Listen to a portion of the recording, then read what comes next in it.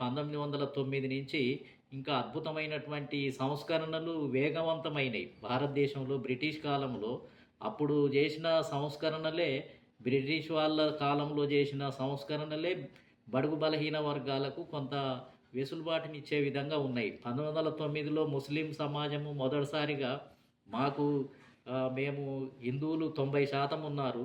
వీళ్ళతోటి మేము పోటీ పడలేము. కాబట్టి పోటీ వాళ్ళు 90 మంది ఉంటారు. మేము 10% ఉంటాము. 10 ఓట్లతోటి మేము గెలవలేము అని అంటే ప్రత్యేక నియోజకవర్గాలను ఏర్పాటు చేసి వాళ్ళ కోటా వాళ్ళకిచ్చి 10% సీట్లు వాళ్ళు గెలిచే విధంగా సపరేట్ ఎలక్టరేట్ విధానాన్ని 1909లో స్థాపించడం ద్వారా ఈ దేశంలో ఒక గొప్ప మార్పును తీసుకురావడానికి బ్రిటిష్ వాళ్ళు ప్రయత్నం చేశారు. ముస్లిం సమాజం తీసుకొచ్చినటువంటి రిజర్వేషన్ల వల్లనే తర్వాత కాలంలో భారతదేశంలో ఒక గొప్ప విప్లవానికి అది దారితీయటం జరిగింది. మిగతా వర్గాలకు రిజర్వేషన్లు ఇవ్వటానికి కారణమైంది.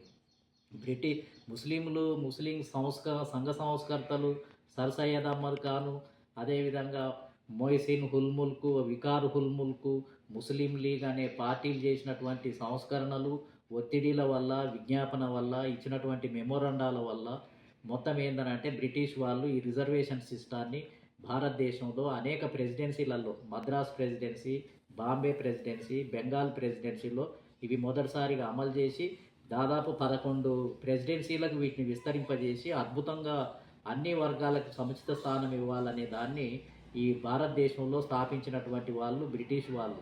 వాళ్ళు దోపిడీదారులే అయి ఉండొచ్చు గాక, మోసకారులే అయి ఉండొచ్చు గాక, అనేక నిర్బంధాలు, నిరంకుశత్వాన్ని అమలు చేసిన వాళ్ళే అయి ఉండొచ్చు గాక.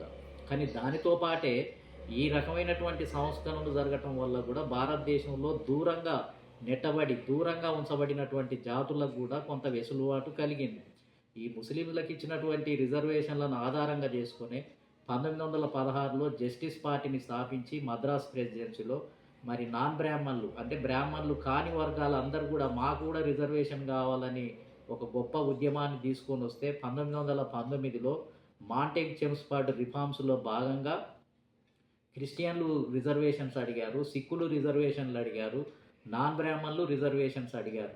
ఈ 3 వర్గాలకు కూడా ఏంటంటే మద్రాస్ ప్రెసిడెన్సీలో 1919 నుంచి రిజర్వేషన్లు, రాజకీయ రిజర్వేషన్లు, విద్యా ఉద్యోగ రంగాల్లో రిజర్వేషన్లు, అనేక మార్పులు వాళ్ళకు సముచితమైనటువంటి స్థానాన్ని కల్పించి భారతదేశంలోనే ఒక కొత్త నూతన అధ్యాయాన్ని సృష్టించినటువంటి చరిత్ర కూడా భారతదేశంలో ఉంది. అంటే బడుగు బలహీన వర్గాలను గుర్తించి వీళ్ళు బీసీలు, వీళ్ళు నాన్ బ్రాహ్మణులు, వీళ్ళు సిక్కులు, వీళ్ళు ముస్లింలు, వీళ్ళు మహిళలు అని ప్రత్యేకంగా గుర్తించి ఆ విధంగా వాళ్ళని కూర్చోబెట్టి వాళ్ళని చట్టసభలలో వెళ్ళటానికి మరి మార్గం సుగమం చేయటం కూడా గొప్ప విప్లవమే. ఈ భారతదేశంలో మామూలు విప్లవమే కాదు. అంతకుముందు కాయకష్టం చేసుకొని, కుల వృత్తులు చేసుకొని, ఎక్కడో దూరంగా వెదజల్లబడినటువంటి మారుమూల ప్రాంతాల్లో ఉండి అసలు ఢిల్లీలో ఏం జరుగుతుంది, చట్టం అంటే ఏంది, శాసనం అంటే ఏంది, లోక్సభ అంటే ఏంది, ఇంపీరియల్ కౌన్సిల్ అంటే ఏంది, అదేవిధంగా ప్రొవిన్షియల్ కౌన్సిల్ అని అంటే ఏంది తెలియనటువంటి వర్గాలకు అది మహా అద్భుతమే, మహా విప్లవమే ఆ రోజులలో. కాబట్టి ఆ తర్వాత బాబాసాహెబ్ అంబేద్కర్ కూడా 1919 నుంచి మరి బడుగు బలహీన వర్గాలకు, ముఖ్యంగా అంటరాని కులాలకు మరి ఓటకు కావాలని ఉద్యమం చేయటం జరిగింది. రాజకీయ రిజర్వేషన్లు కావాలని ఉద్యమం చేయటం జరిగింది. అదేవిధంగా గుడులల్లోకి, బడులల్లోకి వెళ్ళటానికి ఉద్యమం చేయటం జరిగింది.